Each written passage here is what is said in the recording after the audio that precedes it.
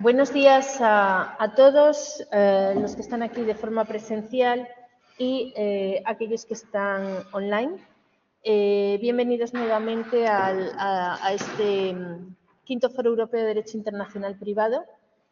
Esta mañana tenemos la sesión dedicada al derecho de familia y la va a moderar la profesora Pilar Jiménez Blanco, así que yo ya le doy paso.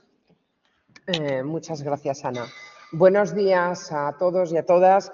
Comenzamos esta segunda jornada sobre temas en los que algunos nos sentimos ya un poco más cómodos y que nos reconcilia un poco con el derecho internacional privado con el que estamos acostumbrados a trabajar, que es el derecho de familia, matrimonio, protección de menores, que siendo un tema clásico siempre tiene una renovada actualidad, ya sea porque la realidad nos lo impone o porque el Tribunal de Justicia nos vuelve a dar trabajo con esas sentencias tan creativas que últimamente hace, ¿no? Tenemos una mesa bastante amplia, por lo tanto, aunque en el programa viene todo seguido, vamos a hacer dos partes dentro de esta primera mesa y comenzaremos en primer lugar con la ponencia del profesor Ángel Espiniella, de la Universidad de Oviedo, compañero mío, amigo mío a lo largo de muchos años ya de fatigas universitarias. Él es catedrático de Derecho Internacional Privado, también secretario general de la Universidad de Oviedo y tiene una trayectoria muy importante en el derecho internacional privado y en todos los temas prácticamente, ¿no? Y en este caso viene a hablarnos del matrimonio igualitario desde las lógicas del derecho internacional privado. Ángel, espero que estés ahí y tienes la palabra. Bienvenido. No se oye. ¿No te oímos? No se te oye.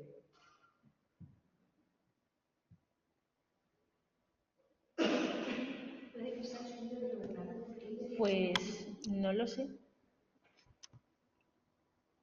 Espera un momento a ver si es el sonido del ordenador, ¿no?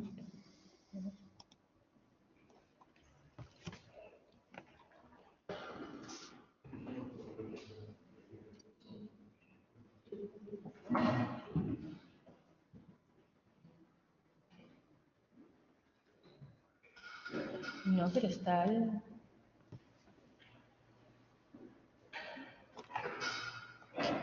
Activar sonido mono, eso no tiene nada que ver, ¿no? A ver un momento.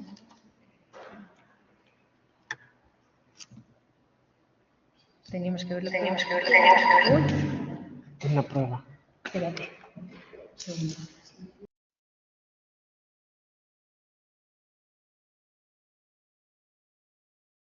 Ángel, ¿me escuchas?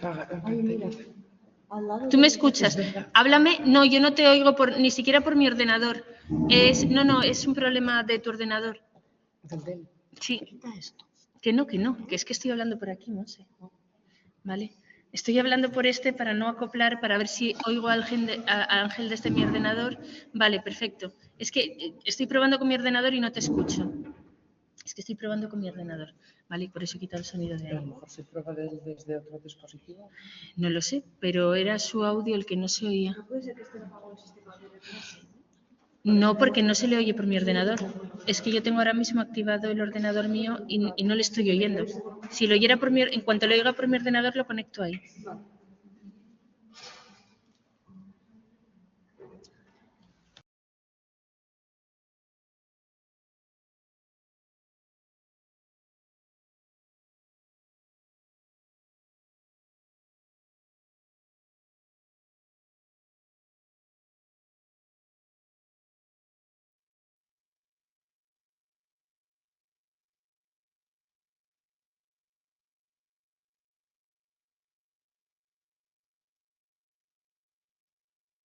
Nada, yo no te escucho.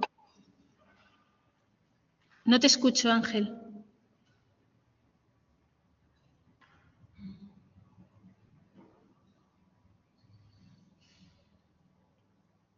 Si no, podemos hacer un cambio de orden y quitarle Vale. ahora a Tony para dar tiempo a ver si se arregla. Vale. ¿Te parece? Sí, como queráis. Ángel, si puedes incorporarte después, vamos a hacer un cambio de orden y va entonces a intervenir Tony en este momento y luego a ver si conseguimos arreglar el tiempo. ¿vale? Vamos, la técnica. Sí, Por favor. bueno, explicar, sí, Ángel sabe que hemos dividido la mesa en dos, entonces hablará Ángel y Dentro luego... de hora y cuarto o así te llamamos. Hora y más o cuarto, menos. sí. Venga, hasta luego. Pues tenemos el placer.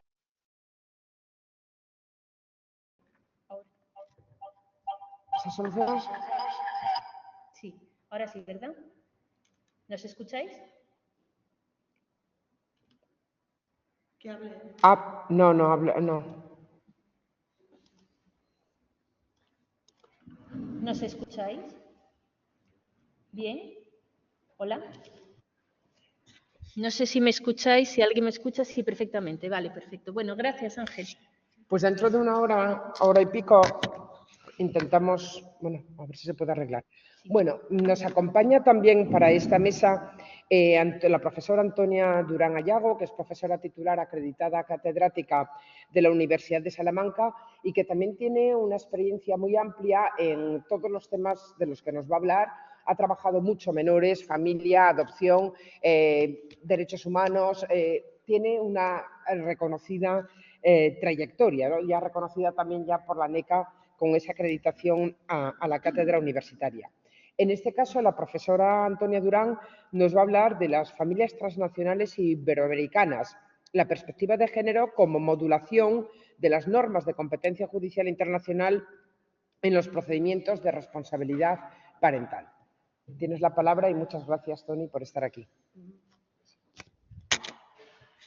Ana, ¿puedes abrir el PowerPoint? Muchas gracias, Pilar. Buenos días a todos, a todas, a los que están aquí, a los que nos ven por el streaming. Bueno, en primer lugar, quería agradecer al comité organizador y científico que me hayan posibilitado estar un año más. Yo creo que prácticamente todos los que se ha celebrado el foro he tenido la suerte de estar aquí en Alcalá y con la previa que se celebraron los seminarios de Derecho Internacional Privado en la Complutense también. He ido muchas veces y para mí es un lujo poder compartir mesa con tan queridos y admiradas compañeras. Y gracias, Ana, personalmente a ti por haber contado conmigo. Bien, os voy a hablar de un tema que yo vengo trabajando desde hace un par de años a raíz de una sentencia de la Audiencia Provincial de Barcelona que tuve que comentar y en la que me di cuenta, por la solución que el tribunal, tanto en primera instancia como luego en la Audiencia Provincial dio, que había casos en los que los jueces no tenían suficientemente en cuenta la perspectiva de género, sobre todo cuando nos acercábamos a casos de mujeres de origen iberoamericano que habían emigrado y habían venido a España dejando atrás a sus hijos al cuidado de sus familiares. Y una vez que llegaban aquí, pues se encontraban que cuando tenían que realizar cualquier tipo de actuación, por ejemplo, en este caso, pedir permiso al otro progenitor para que se le pudiera expedir el pasaporte a su hija con el que pudiera salir y venir a España, pues las autoridades españolas le decían que no tenían competencia, porque eran competentes en este caso las ecuatorianas, que era el estado de la nacionalidad de la madre y donde había quedado residiendo el niño.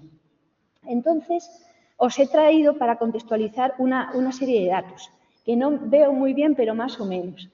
A finales de diciembre del año pasado teníamos en España, más o menos, lo veo, gracias, Ana, pues en torno a 6,5 millones de extranjeros, de los cuales más de la mitad eran de origen iberoamericano. Luego, la perspectiva de género se aprecia también en la siguiente diapositiva, en donde se ve que, aunque en España ha llegado mayoritariamente hasta 2016 una población de origen masculino, a partir de ese año, el 2017, empieza a cambiar. Y a finales de 2020 ya había más mujeres, en una proporción todavía pequeña, pero ahora son más, de mujeres más que hombres. Y luego, todo esto está de Statista y también del INE tomado, bueno, pues aquí, por ejemplo, en esta diapositiva, que no sé si veréis, lo que están en internet, o sea, en streaming seguro que lo ven mejor, pues aprecia bien que la población mayoritaria, por ejemplo, de Sudamérica, Centroamérica y Caribe, es de origen femenino.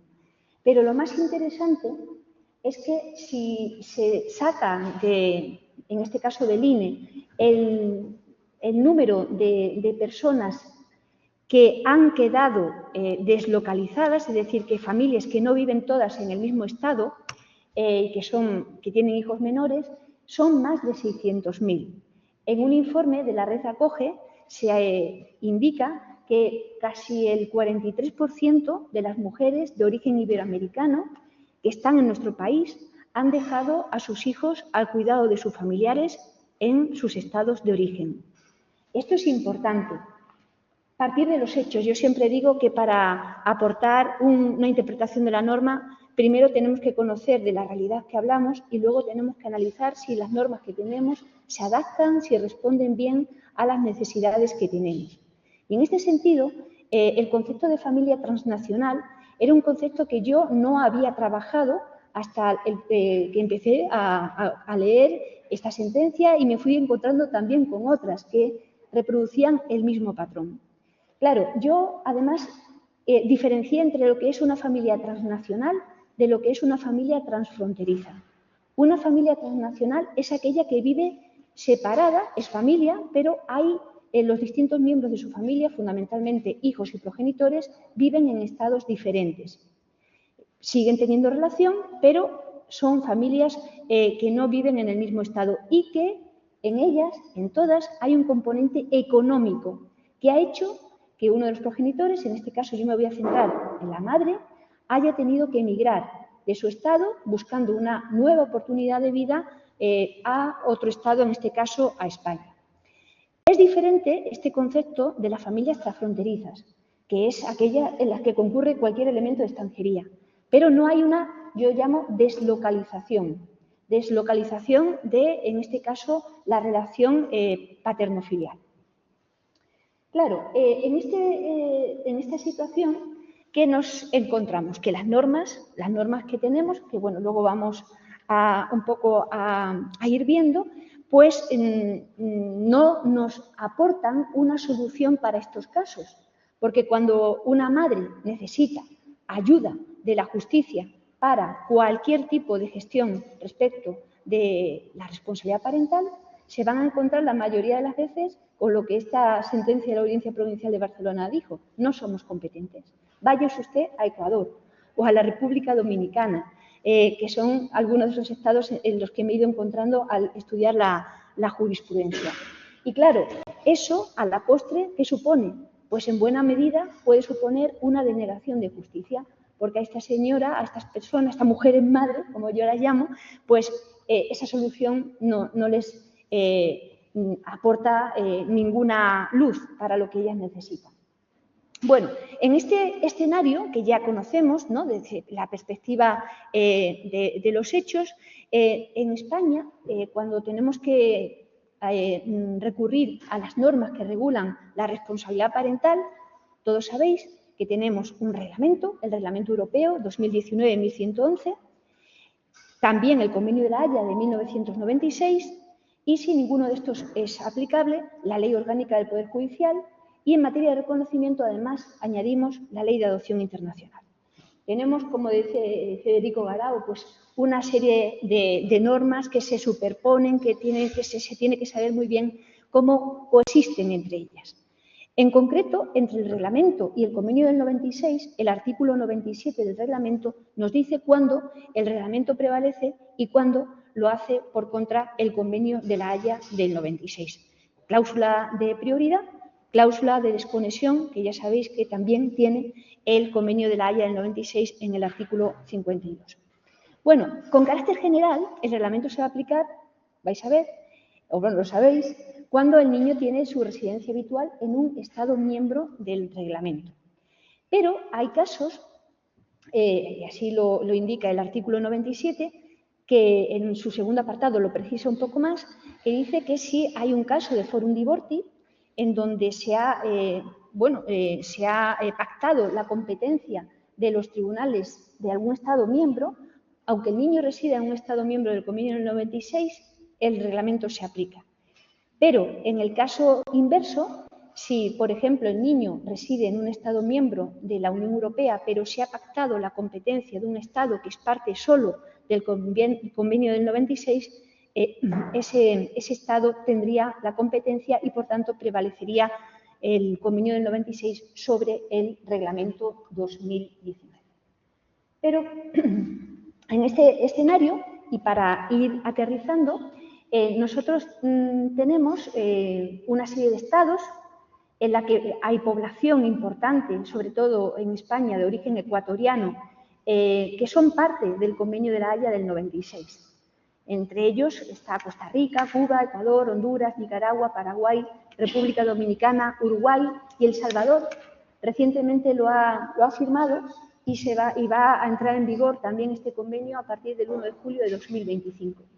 Pero, en cambio, hay también una población muy importante de origen colombiano y venezolano que no son parte del convenio del 96 y que, sin embargo, curiosamente y de forma paradójica, en estos casos en los que se podría aplicar la ley orgánica del Poder Judicial, hay un foro en el 22 Quater D que posibilita, en estos casos que os estoy contando, a que los tribunales españoles sí tengan competencia, siempre que la madre tenga su residencia en España 6 meses antes de la interposición de la demanda. Cuestión esta interesante, porque no se reproduce ni en el convenio ni en el reglamento. Entonces, nosotros nos vamos a centrar fundamentalmente en el convenio de la Haya del 96. ¿Vale? Claro, aquí ya me voy a detener un poco más. Todos estos, el convenio y el reglamento, están o pivotan sobre la regla o el aforismo básico de que el Estado donde el niño reside es el que mejor situado está para resolver estos conflictos. Y a priori es así. No hay ningún, podemos decir, pero que ponerle. Pero, ¿qué ocurre? Que a veces el sesgo que tienen las relaciones privadas internacionales, sobre todo las que se basan en una inmigración de carácter económico que ha tenido que hacer una mujer sola, que esto hasta hace unos años no se daba, prioritariamente, como hemos visto, era el hombre el que la hacía y la mujer y sus hijos se quedaban en el estado de acogida, pues nos está planteando una serie de cuestiones a las que estos convenios, o en este caso este convenio y el reglamento, no dan respuesta. Claro, entonces, una vez que yo he estudiado todo esto, ¿a qué conclusión he llegado? He llegado a la conclusión siguiente, que a veces las normas hay que dotarlas de contenido y también a veces es preciso dotarlas de perspectiva de género. Aquí estamos ante un caso o ante casos evidentes de que esta necesidad existe. ¿Y cómo se puede resolver? Bueno, pues yo considero que se puede hacer desde dos vías diferentes. Una de ellas es recurriendo a lo que yo he denominado residencia intencional o prospectiva. Es decir, aquellos casos en los que los niños residen en el estado de origen, ¿vale?, de la madre, han quedado, por tanto, deslocalizados, son familias transnacionales, pero la madre, que reside en España, ha logrado, pues, previsiblemente tener su autorización de residencia y trabajo y ha logrado integrarse y tener una, podemos decir, una posibilidad ya regular de vida. En estos casos, cuando la madre quiere traer a sus hijos a España, a veces se encuentra con que el progenitor que ha quedado en el estado de origen no colabora. Por ejemplo, porque no acepta que a la niña, en este caso del primer caso, se le expida el pasaporte. Ya sabéis que es necesario que participen los dos progenitores. Bueno, pues en este caso, como el objetivo de la madre es traer a la niña aquí, se puede entender que la residencia de la niña va a estar aquí. Es un poco como se hacía con la ley de adopción, ¿recordáis? Es la residencia intencional. A raíz de esa adopción se va a trasladar a la niña en casa. A raíz de esta petición de necesidad de que se le conceda esa posibilidad, se va a poder trasladar la niña con ella, que es lo lógico, ¿no? Si tenemos en cuenta la Convención de los Derechos del Niño, ¿con quién deberían estar los hijos? Pues con los padres, porque se da la circunstancia, además, de que este caso que estoy comentando, el padre no aportaba para nada, no vivía con la niña, no colaboraba con los alimentos, la niña estaba al cuidado de la abuela materna. Entonces, claro, la solución que le daban los jueces españoles, vaya usted a Ecuador, litiga allí. Pero claro, eso ya sabemos que de entrada como que a veces es difícil. Entonces, esta situación se ha dado respuesta un poco más en esta línea en la Audiencia Provincial de Barcelona en 2015.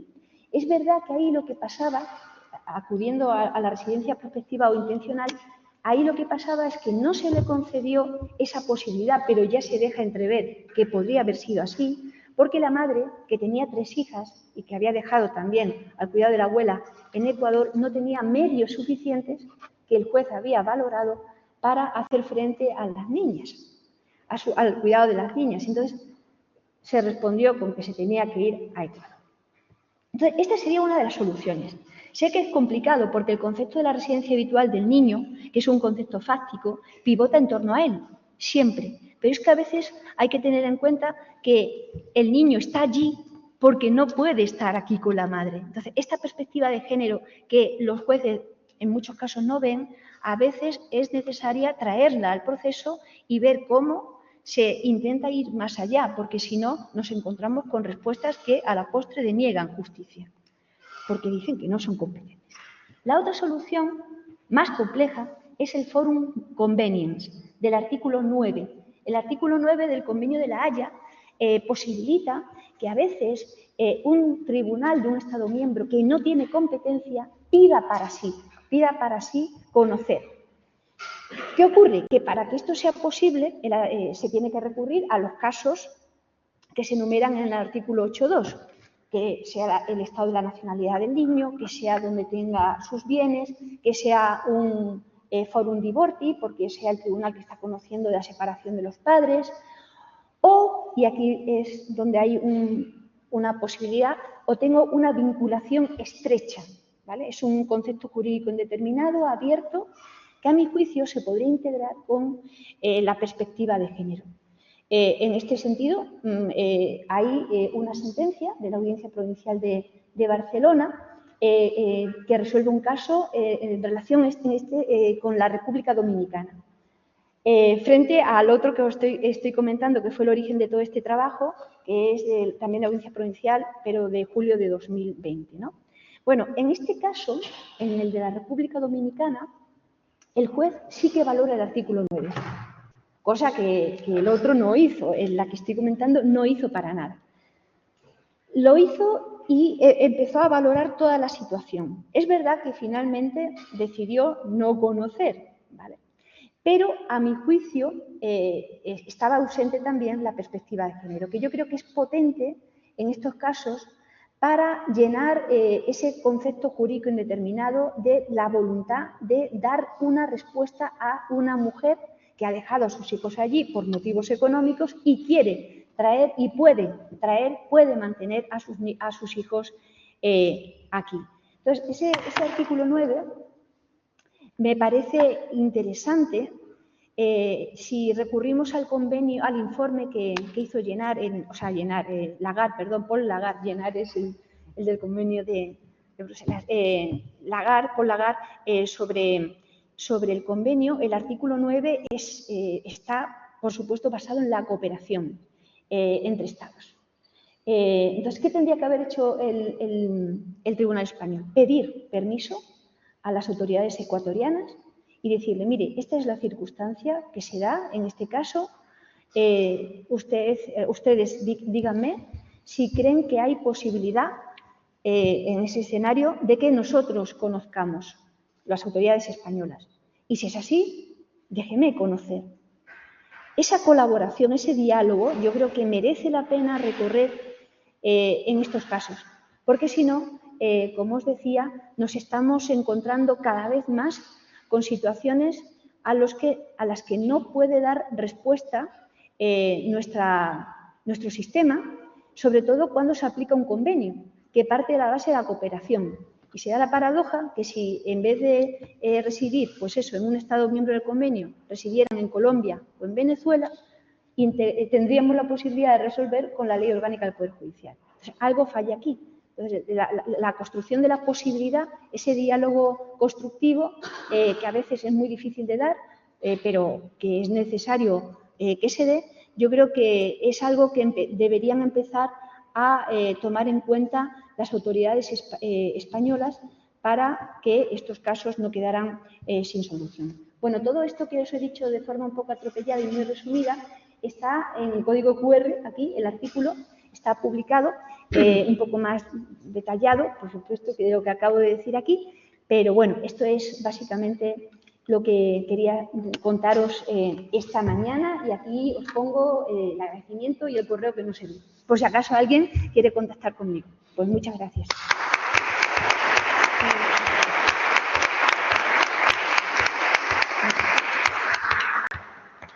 Muchas gracias, Antonia, por la claridad y el orden en el que has presentado tu exposición, con la que podemos estar de acuerdo o no, pero que desde luego ha sido muy, muy clara, ¿no? Y yo creo que todos han podido entender el mensaje y luego, en su caso, pues debatir sobre él. Vamos a ir entonces ahora con las comunicaciones asociadas a esta mesa. Y tiene la palabra la profesora Montserrat Guzmán Peces, que es profesora titular de esta universidad, de la Universidad de Alcalá de Henares, por lo tanto, muchos de vosotros seguramente la conocéis. Y su comunicación lleva por título Protección de menores y la autorización excepcional de arraigo para la formación en el ámbito de la extranjería. Muchas gracias. ¿Quieres sentarte aquí? No, yo creo que si la profesora Ana... no, te tienes que sentar aquí, porque si no, no llega. Si no, no llega.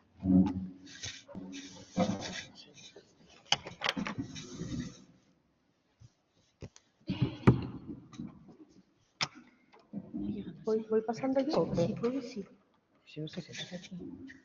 No, ¿tú ves pasando rápido? Sí. Bien, buenos días a todos. Voy a intentar, primero agradecer al comité organizador y científico la invitación, que hayan contado conmigo. Veo muchas caras conocidas de estudiantes, así que, voy a intentar ser obediente. Me han pedido 5 minutos y voy a intentar ser lo más precisa posible, y porque luego estoy redactando el trabajo y en el trabajo luego, pues si alguien tiene interés, pues se puede consultar. Muy bien. Como decía, mi comunicación versa sobre la protección de menores extranjeros y la autorización excepcional por arraigo de formación. En el trabajo realizo una contextualización de la situación actual de los menores extranjeros, especialmente el tema que está desgraciadamente tan de moda por la llegada masiva de menores extranjeros no acompañados a Canarias, sobre todo de la problemática que existe sobre su atención, tutela y de los esfuerzos truncados por la reforma del artículo 35 de la Ley Orgánica de Derechos y Libertades de los Extranjeros para el reparto de menores cuando la capacidad de las comunidades supera el 150% de acogida en los centros. Además, hay acuerdos políticos que no tienen mucho recorrido, pero ahí están, del Gobierno de Canarias con el Partido Popular. Y también hago referencia al Pacto Europeo de Migración y Asilo, sobre todo en particular a la situación de los menores extranjeros no acompañados. Ayer se hablaba de matemáticas y hoy, desgraciadamente, pues también. Las cifras que he podido consultar más actuales son de 2022 y hay un total de 5.868 menores tutelados por entidades, organismos de protección de menores, de los cuales solo 311 son acogidos en familias.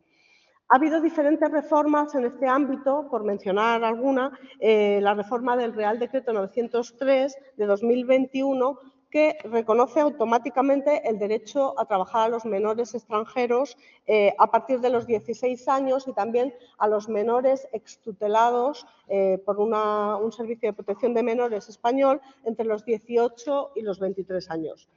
Antes de esta reforma, el artículo 198 del Reglamento de Extranjería establecía que los menores no acompañados, al llegar a la mayoría de edad sin haber obtenido una autorización de residencia, podrían obtener una autorización de residencia por motivos excepcionales si acreditaban medios suficientes de vida, pero estos medios tenían que ser propios y además tenían que contar con un contrato de trabajo. Esto en la práctica planteaba innumerables dificultades.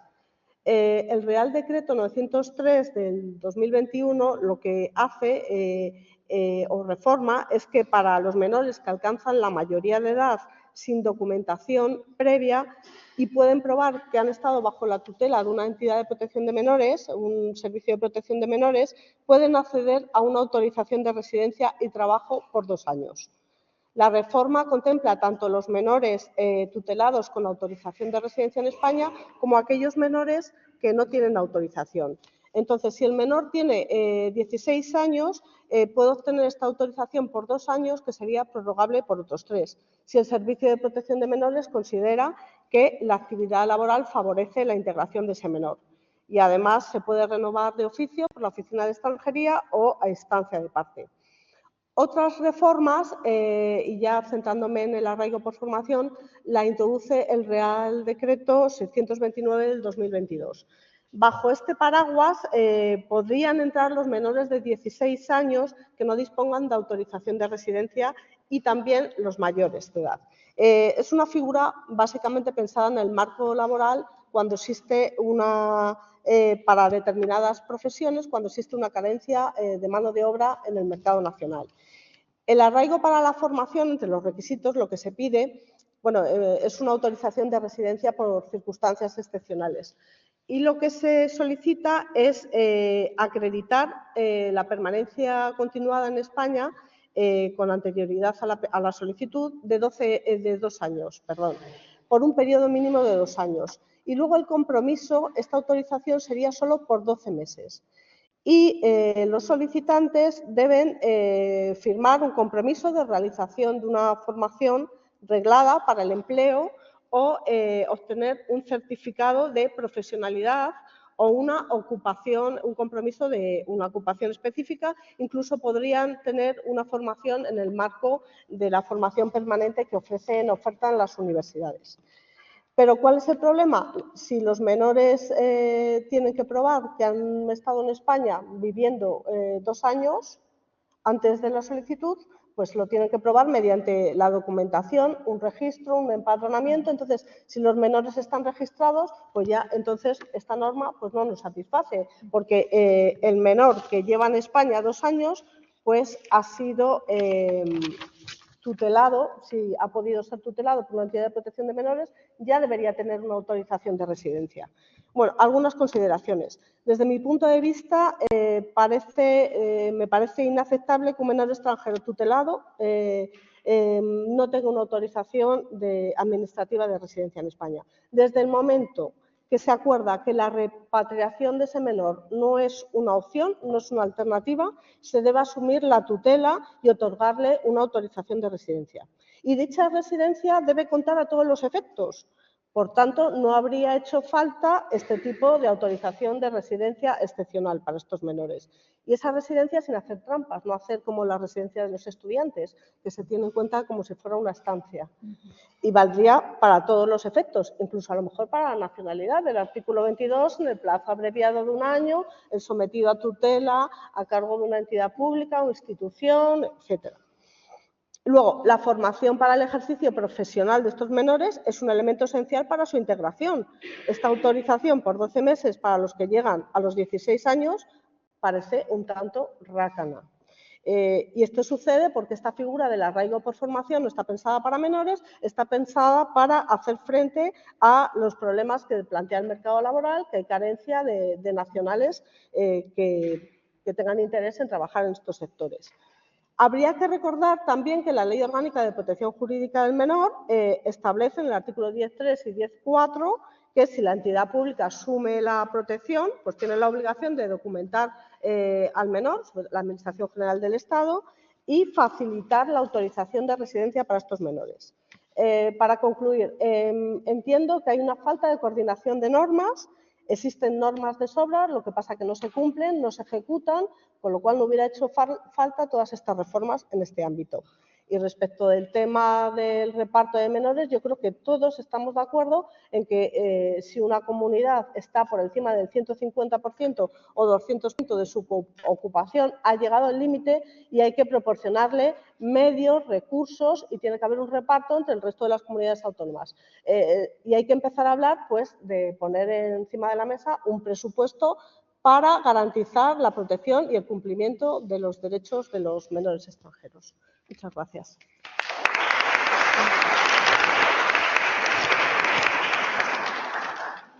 Muchas gracias, Montserrat. Yo creo que el mensaje también ha sido claro y diáfano.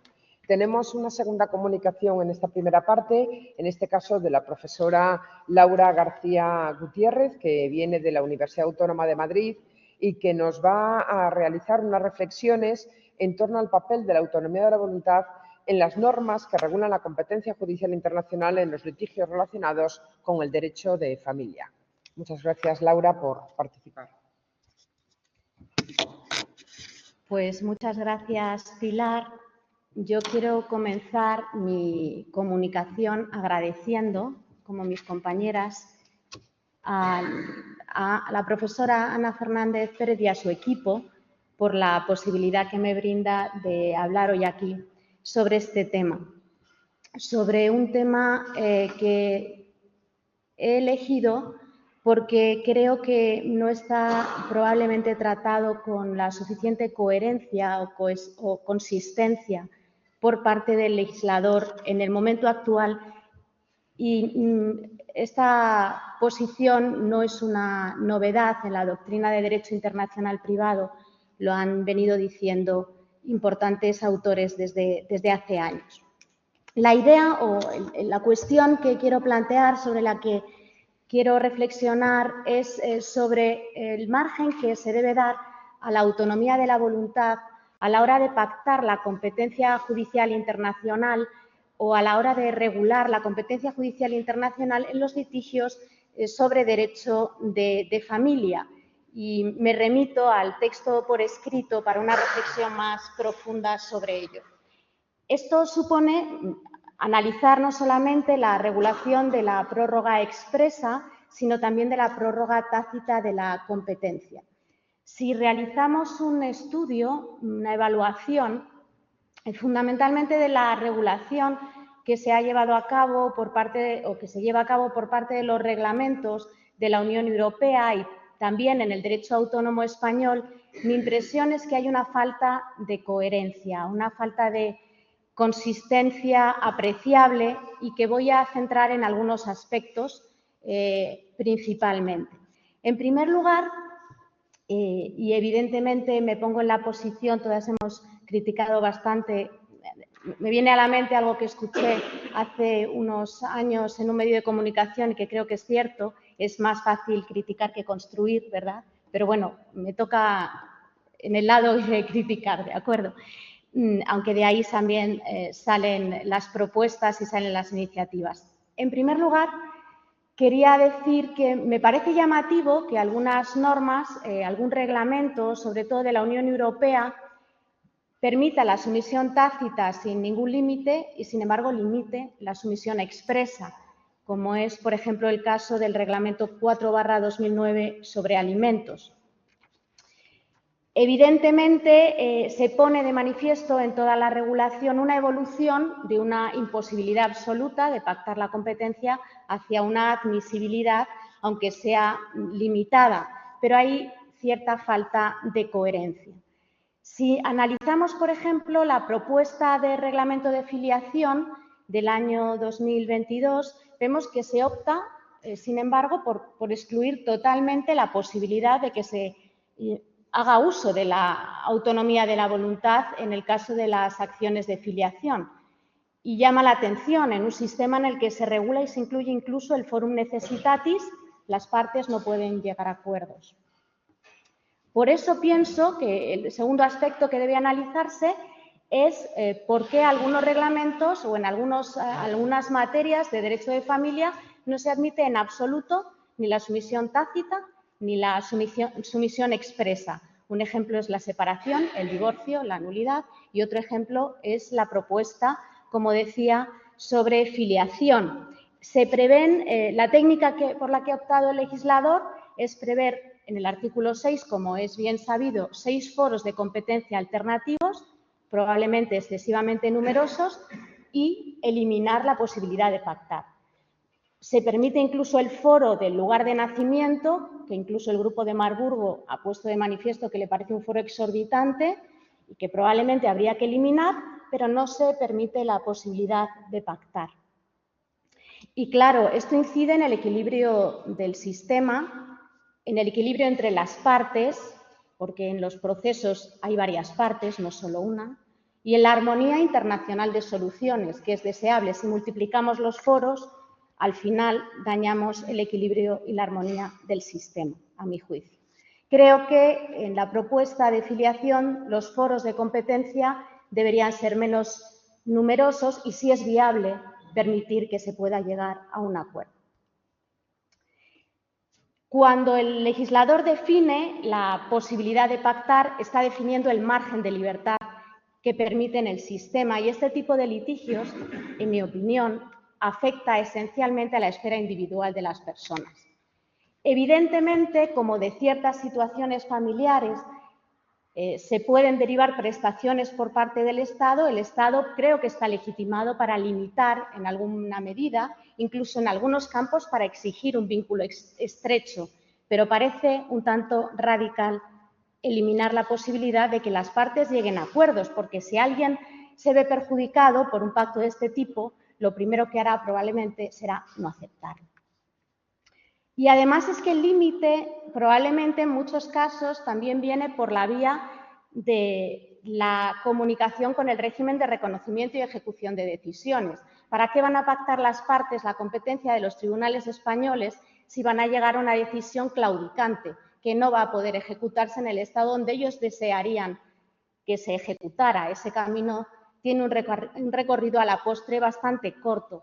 Si lo que vamos es a pactar la competencia de los tribunales del foro y es en el foro donde vamos a querer que se implemente la decisión, qué mejor que dejar que las partes lo elijan.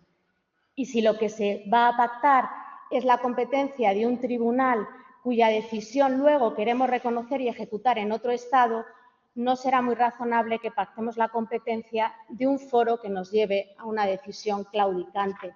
Por lo tanto, no veo dónde está el temor en abrir un poco la puerta.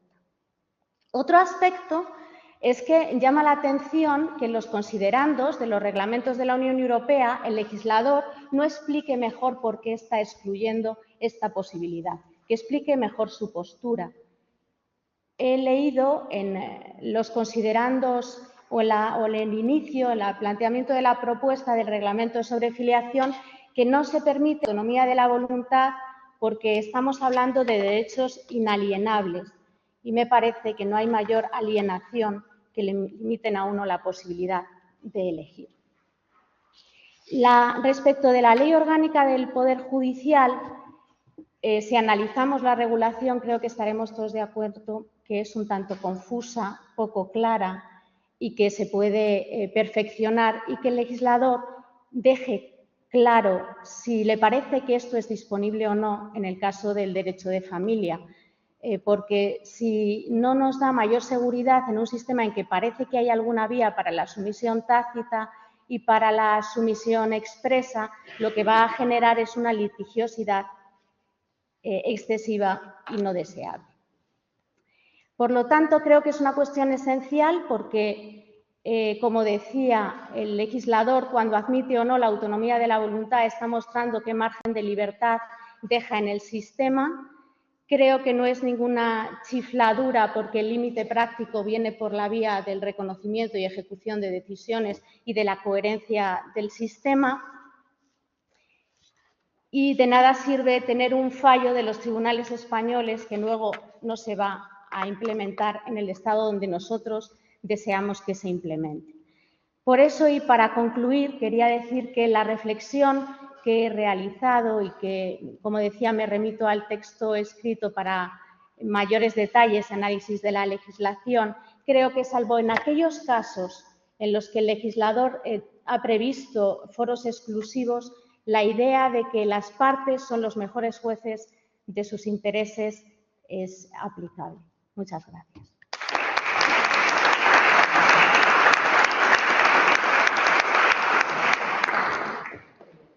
Muchas gracias, Laura. Antes de ir a la segunda parte de esta primera mesa, la segunda parte de la primera parte, como diría Groucho,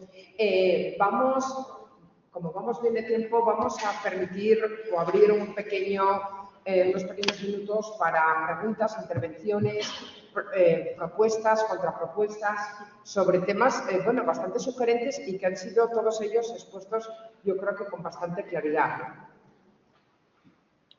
Si alguien... Nadie se anima, yo sí tengo una pregunta para Antonia. Si me mandáis... ¿Qué tal? Así empiezo yo. Mira, yo en la práctica de la abogacía, todas estas propuestas que proponemos en Derecho Internacional Privado, que está muy bien, ampliar los foros de competencia, sobre todo foros de necesidad por cuestión de menores, o incluir la perspectiva de género, yo creo que independientemente de eso, en la práctica lo que sufren la mayoría de las mujeres inmigrantes que están aquí en España no es ya la no posibilidad del acceso, ¿vale?, por incompetencia del tribunal, sino que aunque tuvieran competencia, ¿vale?, el problema está en que como hay que notificar a la parte que está en el otro país y no se presenta, se suspende el procedimiento o se da anulado. ¿Vale? Y ese es es un problema procedimental, porque aunque cambiáramos la norma y consiguiéramos que tuviéramos un foro de competencia, los tribunales, a la hora de notificar al marido, el marido no comparecería en ningún caso, haya convenio o no lo haya, porque eso se ve día a día, da igual que presentes un convenio, no hay notificación, no hay respuesta del Ministerio de Justicia, no hay respuesta de los consulados, no hay respuesta de nada.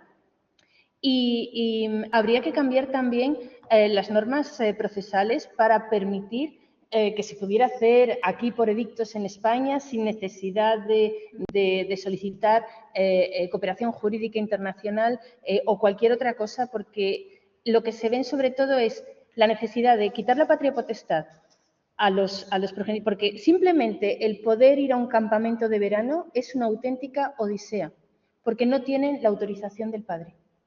¿Vale? Una mujer que tiene aquí a sus hijos y quiere llevar a su inmigrante que tiene aquí a sus hijos y quiere llevarlos a un campamento de verano, no puede, porque no tiene la autorización paterna. Entonces, va al juzgado para solicitar el que le quiten la patria potestad, notificación nunca llega, o reconocimiento de medidas paterno-filiales aquí en España a través de un exequatur, notificación que se intenta hacer al progenitor y no contesta, y no hay notificación y puedes estar 4 o 5 años hasta que la persona es mayor de edad. Entonces, creo que no es solo cambiar la competencia judicial internacional, sino todas las normas procedimentales cuando estamos ante estos casos. O sea, cambiar la ley de enjuiciamiento civil en esta materia. Claro, pero fíjate que si en estos casos, gracias Ana, porque sí que evidentemente los problemas procedimentales siempre son la segunda parte. La primera es a ver si tenemos competencia y luego ya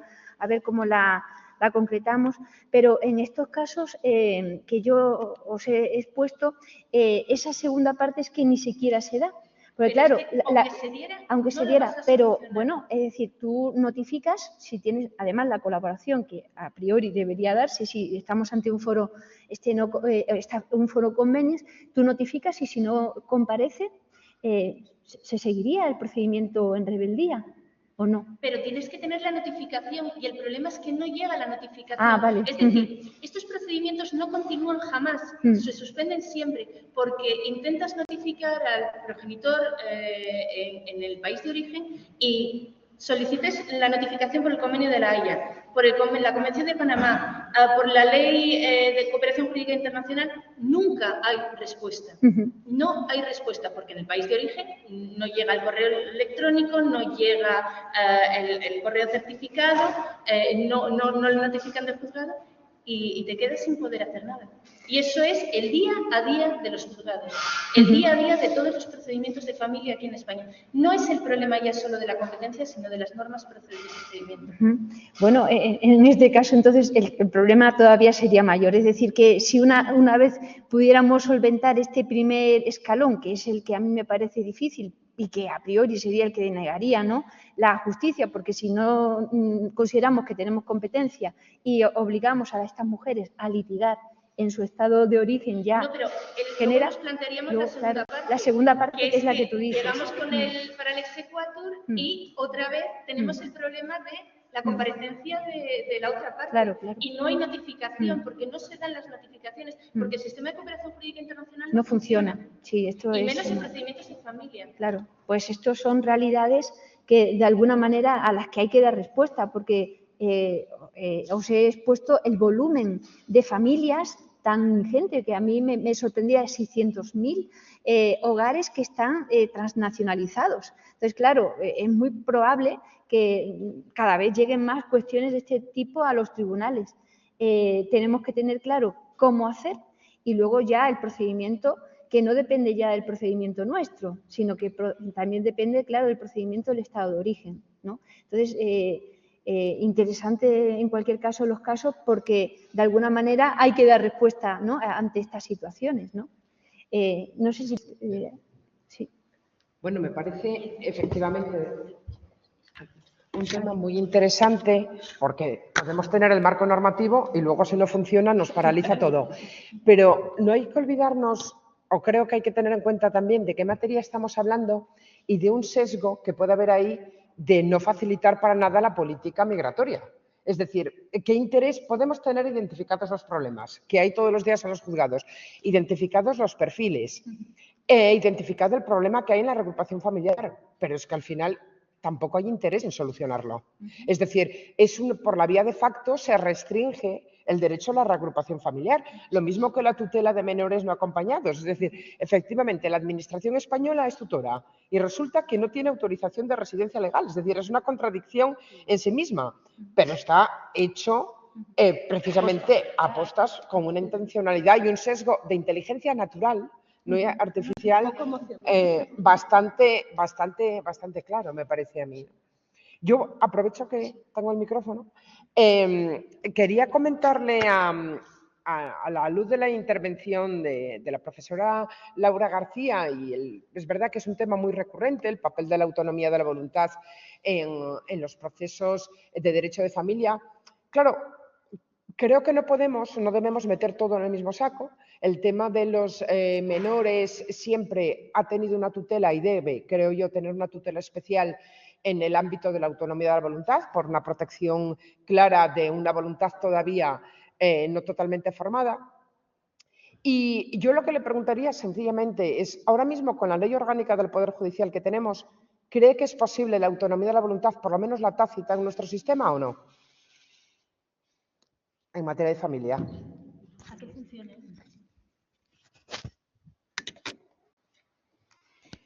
Bueno, me da la impresión que dentro de la falta de claridad que yo veo en la bien intencionada reforma que se hizo de la Ley Orgánica del Poder Judicial, porque a veces las buenas intenciones nos llevan a ser tan enrevesados en la redacción que generamos un problema donde no queríamos, donde queríamos todo lo contrario. Creo que hay un interés en limitarla si comparamos los diferentes apartados del artículo 22. Hay una diferente redacción, pero podemos hacer una interpretación en la que, al no haber una expresa limitación, al menos la sumisión tácita en algunas materias en las que aún nos dejan margen los reglamentos, sí podría haber. Pero sí que me parece que, claro, cuando se regula la sumisión expresa y se establece que solamente si una norma expresamente lo permite, cabe sumisión expresa, estamos imposibilitando un poco la regulación. Cuando se regulan los foros especiales en materia patrimonial se hace referencia salvo sumisión expresa y tácita y, sin embargo, cuando regulamos la declaración de ausencia, fallecimiento y los foros de familia no hacemos esa referencia. Creo que eso era intencionado por parte de quien redactó la norma, pero no hay una exclusión tampoco expresa. Y la limitación primera que aparece en el artículo 22 cuando nos dice solo cuando una norma expresamente lo permita, afecta a todo el sistema. Entonces, nos llevaría también a limitar en el derecho patrimonial. Por esa vía, creo que en el sistema de derecho autónomo hay más margen para la autonomía de la voluntad que en general en el de los reglamentos. Pero, claro, en muchas materias que ya están comunitarizadas, con lo cual, y con un nuevo reglamento de la Unión Europea que está como virando en algunas materias en los últimos tiempos, donde se podía no se va a poder, si eso sale adelante. Entonces, no sé si caminamos, damos 2 pasos adelante y 2 pasitos atrás, ¿no? Como en la canción. ¿Puedo, Pilar? Sí, sí. Bueno, yo en relación también con la intervención de Laura, a mí me ha suscitado algunas cuestiones, porque creo haberte entendido que dices que no estás de acuerdo con que no se haya introducido la autonomía de la voluntad a la hora de concretar la competencia judicial internacional en esa propuesta non nata, que no sabemos si algún día llegará, de filiación. Claro, eso es lo que me ha parecido entender, pero yo en esta materia te preguntaría, ¿quiénes son las partes en un litigio en materia de filiación? ¿Qué se va a pactar? ¿Con quién se va a pactar? Si se trata de una acción, por ejemplo, de paternidad de un niño menor de edad, ¿con quién pactas? ¿Con quién pactas? Y por otro lado, perdona, y ya te hago la otra pregunta, el tema, o sea, también me ha parecido entender que dices que si no se logra pactar la competencia, la decisión que se dicte en ese estado puede ser luego una decisión claudicante. ¿Por qué? El reconocimiento no depende de lo que las partes quieran. Si hay una sentencia que obligue a lo que sea, las partes no pueden negarse así a priori a reconocerlas, pueden no estar de acuerdo, pero no tiene por qué tratarse de una decisión claudicante. En todo caso, es verdad que la autonomía de la voluntad en el sistema europeo de derecho de familia pues necesita quizá algunos ajustes. Pues, por ejemplo, en materia de crisis matrimoniales no se entiende que no haya esa posibilidad de pactar la competencia judicial internacional, ¿no? Y si la haya, por ejemplo, en los litigios relativos al derecho de familia, ¿no? En el artículo 10, lo que antes era el forum divorti, que ya no es forum divorti, ahora es más abierto, ¿no? O sea, esa es la principal, ¿no? Que esa cuestión que yo veo que ahí sí se tendría que ver. Pero lo de la afiliación y lo de la decisión claudicante, yo no lo he entendido. Sí, a ver si nos lo puedes aclarar. Gracias, Laura. Muchas gracias, Toni. Bueno, en primer lugar, claro, como decía la profesora Pilar, en mi estudio, en el texto al que me remito, a un análisis más pormenorizado en función de la materia.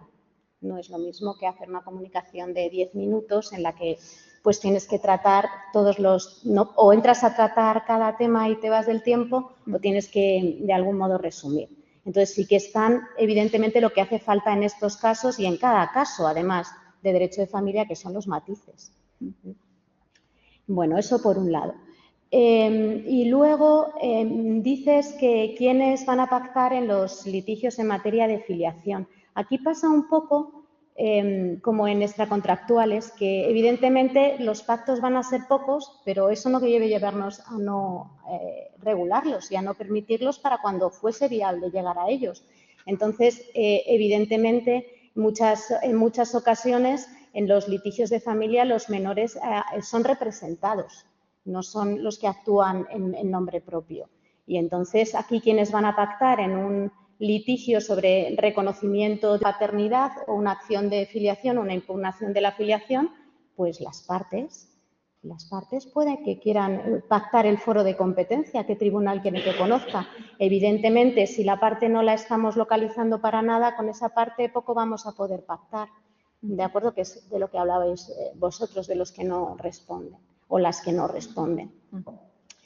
Y después me preguntabas, en segundo lugar, por el tema de las situaciones claudicantes. Y claro, pues lo mismo, la falta de tiempo quizá ha hecho que fuese un poco confuso lo que he querido explicar. Todos estamos, creo, de acuerdo en que el sistema Es un sistema de vasos comunicantes entre las reglas de competencia judicial internacional y reconocimiento y ejecución de decisiones, que tiene que ser un sistema coherente, y a veces parece que cuando estamos regulando la competencia judicial internacional no nos damos cuenta que el sistema se completa con las normas de reconocimiento y ejecución de decisiones. Entonces, en algunos litigios de materia de familia, a lo mejor muchas partes en un determinado momento o el demandante en un determinado momento pudiera sentirse muy a gusto en un sistema liberal, como creo que es el español, y plantear la demanda en España.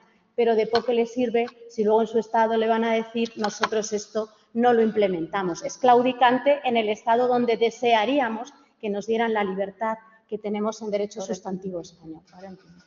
Muchas gracias. Muy bien, muchas gracias. Pues yo creo que podemos pasar ya. Si no hay más preguntas. Si no hay más preguntas, pues nada, 2 minutos para cambiar la mesa y seguimos con la segunda parte de esta parte. Hasta ahora. Bueno.